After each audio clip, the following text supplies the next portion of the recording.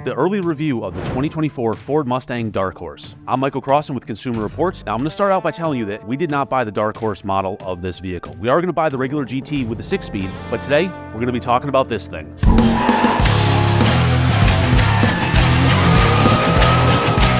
So the 2024 Mustang is the 7th generation in the long line of Mustangs. They call it the S650. It's got the 5-liter Coyote motor. It makes 500 horsepower and is pretty awesome. Now my producer doesn't know what that means, but if you're watching this and you're a Mustang fan, you know exactly what that means. The real question is, why would I want the Mustang Dark Horse over the Mustang GT? Well, you get a lot in this package. One of the first things you get, aside from all these kind of dark drab colors making it a Dark Horse, you get this emblem that kind of looks like a Doberman. Beyond the badge, you get 20 extra horsepower, the lightweight strut bar under the hood, that's made by Ford Performance. You're going to get oil coolers, transmission coolers, and a differential cooler. So if you're into track days and things like that, again, these are performance modifications that you don't get on the standard GT. This particular one has the automatic transmission. You get 10 speeds, and it's nice, it shifts pretty quick, but in reality, you're buying a car like this, you're probably going to want to get it with that manual transmission. If you choose the 6-speed manual transmission, you get the Tremec 6-speed versus the standard Getrag that comes in the GT. One of the things I noticed was when you're using the paddle shifters, there's a little bit of a delay from the time you select a gear to the time the transmission actually shifts. Now when that shift happens, it's actually really quick and crisp, but there is just a little bit of a disconnect between when you ask it to shift and when the shift actually happens. Getting into the lower gear, second, third gear, you'll actually get a rev match from the engines. The engine RPMs pick up as you downshift, and that's pretty standard on a lot of sports cars. But the one thing I experienced is the car actually kind of lurches forward a little bit and picks up a little bit of speed. Not that big of a deal, but the first time you experience it, it's a little bit unsettling. Out on the street, it's pretty well composed. You definitely feel the 500 horsepower that it has, but the chassis doesn't beat you up, but it's still kind of got that sporty feel that you want. You definitely need to be careful while it's raining. It can get a little lively in the back end. Traction control does a decent job of keeping that in check, but it's still something you need to be aware of. These cars, in general, kind of have a little bit of a reputation for stepping out on maybe some inexperienced drivers, and you don't want to be that person. You don't want to be the buyer wrecking your new Mustang. So in addition to the performance stuff, you are going to get some cosmetic upgrades. We get a hood vent, it's wicked sweet.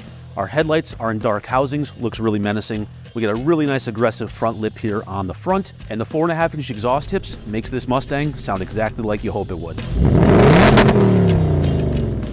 The Dark Horse comes standard with Recaro seats. They hug you really well, they're tight, and they're meant for sporty driving and some track use. Got a really nice steering wheel, does have the flat bottom on it, helps you get in and out just a little bit. There is a back seat. This is a 4-seater car. It's really a back seat in the sense that, yeah, there are seats there. There's virtually no leg room. Even for kids, it's going to be a really tight fit. And one thing that's really nice here is the screens. They're smaller than what we found in the Mach-E and the F-150 Lightning. I actually like the way this looks, and I like the size of it.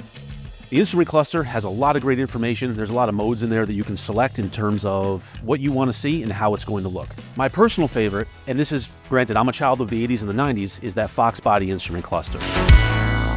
You can press one button and you've got that old nostalgia gauge right in front of you. One for speedo, one for RPM. It does give you the modern ADAS stuff that you expect as well that you want to have, but it's just very easy to use. And again, for Mustang buyers of a certain age, that's how you're going to set your car up, and that's probably where you're going to leave it.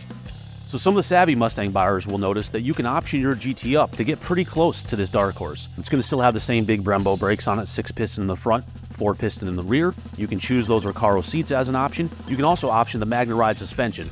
So a really neat feature that this Mustang has is a drift brake. So basically it's a hydraulic handbrake that lets you initiate a slide. It still works like a regular parking brake, but you can have a little fun with it as well. You're not going to want to use that on the street. That's purely for on the track. So I wasn't the only one who had a chance to drive this car. I did have to share it with everybody else who works here. And I decided, since I'm doing the video, I said, let me check with everybody and see what their one-word review was on the car. And I got a whole bunch of adjectives. This car is loud, visceral, fast as f. Mike, what'd you think of the Dark Horse? One word. Awesome. My one word was dramatic. It sounds really good. That might even be the best part. You don't even have to drive it quickly. It sounds like you're going quick. So you know us at CR, we buy all the cars that we test. This one is a rental from Ford. You can expect to see these starting at about $59,000, and it's going to go up from there depending on what you option. We also got a chance to spend a little bit of time with an EcoBoost. It's a 4-cylinder turbocharged engine.